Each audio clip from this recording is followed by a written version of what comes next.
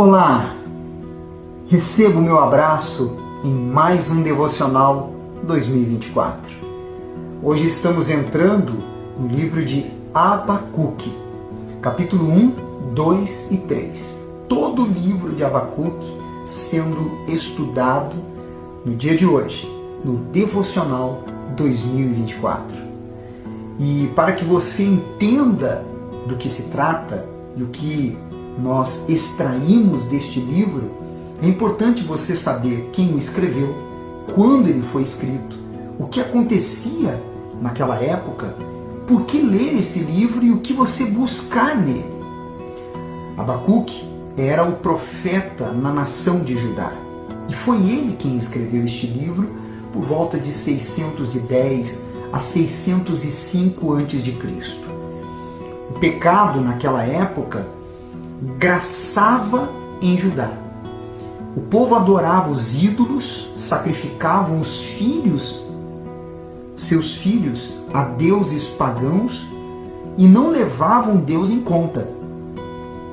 O ímpio rei Jeoaquim não somente se recusou a escutar os profetas de Deus, mas também queimou os escritos deles, prendeu alguns deles e até mesmo assassinou um profeta. Jeoaquim incessantemente foi alinhando Judá entre duas potências que guerreavam entre si: o Império Assírio, que estava em declínio, e o Império Babilônio, em ascensão. Os acontecimentos históricos do livro de Abacuque você encontra em 2 Reis, capítulo 23, versículo 31, ao capítulo 24, versículo 7. E também no livro de 2 Crônicas, no capítulo 36, do 1 ao 8. Você deve ler esse livro principalmente se você já teve vontade de perguntar a Deus: se estás controlando tudo, por que o mal vence tantas vezes? Se sim, você se identificará muito bem com Abacuque. Que entrou num grande debate com Deus. Abacuque, cujo nome pode significar lutador, lutou com Deus sobre questões que continuam relevantes até hoje. Como pode um Deus justo desconsiderar a injustiça? Por que Deus deixa os ímpios prosperar? E como um Deus bom pode empregar o mal para cumprir os seus propósitos? Abacuque esforçou-se muito para entender como Deus opera. Mas no fim, convenceu-se de que podia confiar em Deus independentemente de quão desoladoras ou confusas se mostrassem as circunstâncias do momento. Você deve buscar neste livro os seguintes pontos que saltam aos nossos olhos. A maioria dos profetas fala ao povo em nome de Deus. Já Abacuque, de modo diverso, fala a Deus a favor do povo. À medida que você lê, observe as queixas do profeta diante de Deus. Respostas inesperadas e não muito bem-vinda da parte de Deus, e a esperança que Abacuque finalmente descobriu. Então, vamos ler? Vamos meditar? No capítulo 1 de Abacuque, no versículo 2, quando ele fala sobre a iniquidade de Judá, diz assim: até quando, Senhor, clamarei eu e tu não me escutarás? Gritar-te-ei violência e não salvarás?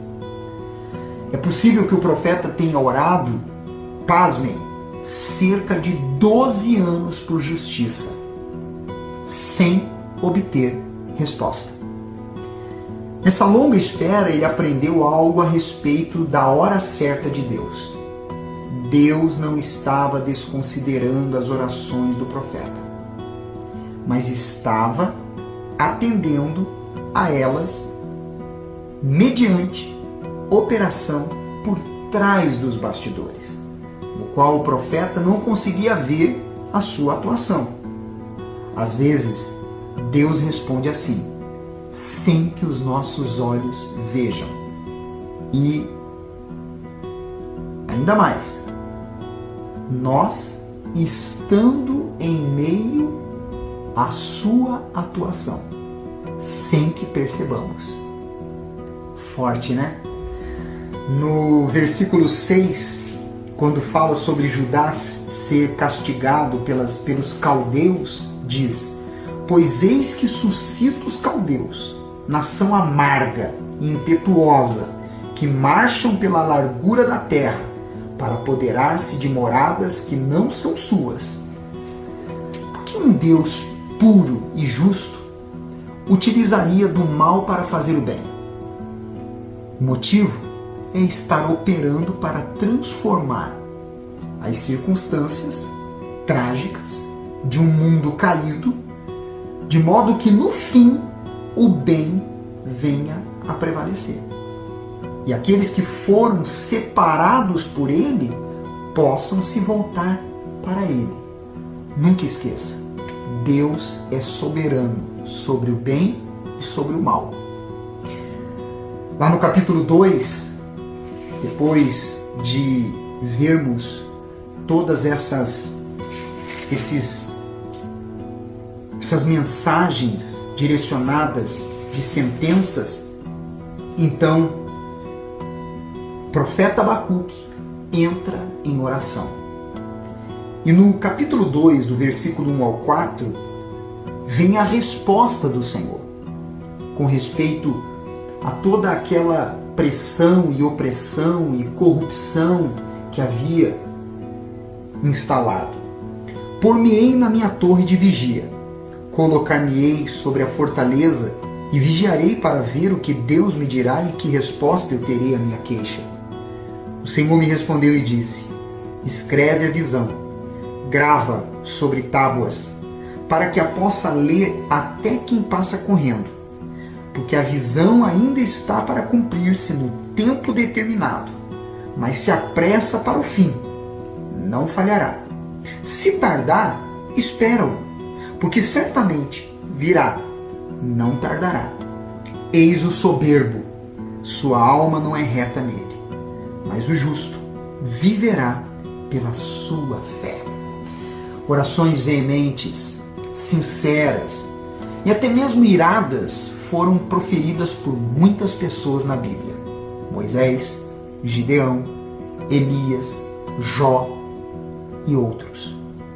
Deus escuta com indulgência quando nos queixamos da injustiça.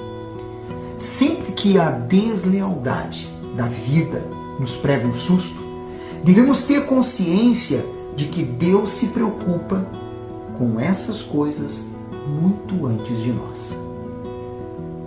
A verdade é que a injustiça nem sequer nos perturbaria se Deus não nos tivesse dado senso de injustiça. De onde mais poderíamos ter conseguido um conceito do certo e do errado se não fosse da parte de Deus? Estar atento ao que Deus dirá, qual resposta dará, é necessário para que consigamos entender o seu processo.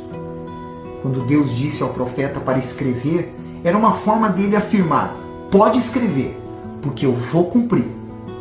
Crer que Deus agirá, mesmo com as circunstâncias dando a impressão de que ele se esqueceu, é nisso que realmente consiste a fé. A soberba não deixa a pessoa manifestar a fé e confiar em Deus, pois isso requer rendição.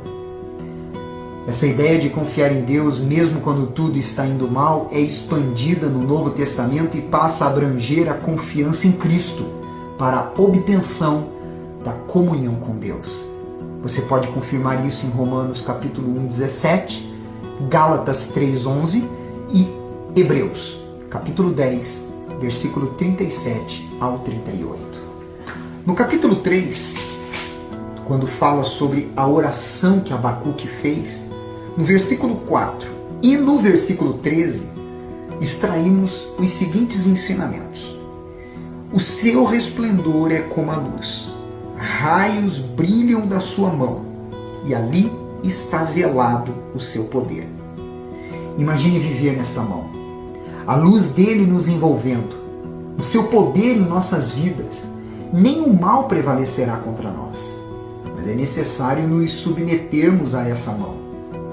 E no versículo 13 ele diz: tu sais para salvamento do teu povo, para salvar o teu ungido, feres o telhado da casa do perverso e lhe descobres de todo o fundamento.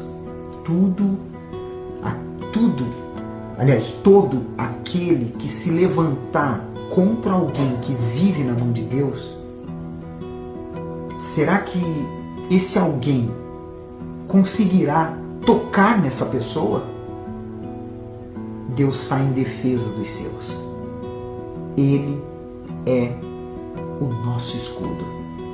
E para terminar, no versículo 17 ao 19, essas lindas palavras que já foram entoadas em canções, dizem: ainda que a figueira não floresça, nem haja fruto na vide, o produto da oliveira minta, e os campos não produzam mantimento, as ovelhas sejam arrebatadas do aprisco, e nos currais não haja gado, todavia eu me alegro no Senhor, exulto no Deus da minha salvação. O Senhor Deus é a minha fortaleza, e faz os meus pés como os da corça, e me faz andar altaneiramente. Ao mestre de canto, para instrumentos de corda. Se as árvores não florescessem, não haveria esperança de frutos, nenhuma expectativa de tempos melhores no futuro. Os figos eram um produto alimentício tão importante no Israel antigo que uma colheita fracassada produziria um impacto danoso sobre a economia inteira. A despeito da previsão tão sombria, o profeta manteve a esperança e a confiança que tinha em Deus. Regozijar-se em meio às desgraças parece ser uma fuga e totalmente descabido da perspectiva da circunstância imediata. A fé em Deus, no entanto, acrescenta um novo ingrediente. O profeta Abacuque aprendeu a olhar para além das aflições do momento e ter a perspectiva maior. Nós nos asseguramos, como ele se assegurou na fé, que mesmo quando tudo parece desesperador, o nosso Deus onipotente acabará nos restaurando. O devocional de hoje foi bom para você? Então, por que não colocar na sua rede social, no seu store, nas suas listas de transmissão e contato para também fazer o bem a outras pessoas? Deixe o seu comentário e também o seu like. Amanhã nós entraremos novamente no livro de 2 Reis para continuar entendendo o que vinha acontecendo naquela época e o que extraímos de aprendizado para as nossas vidas. Você é especial para Deus. Eu te espero amanhã.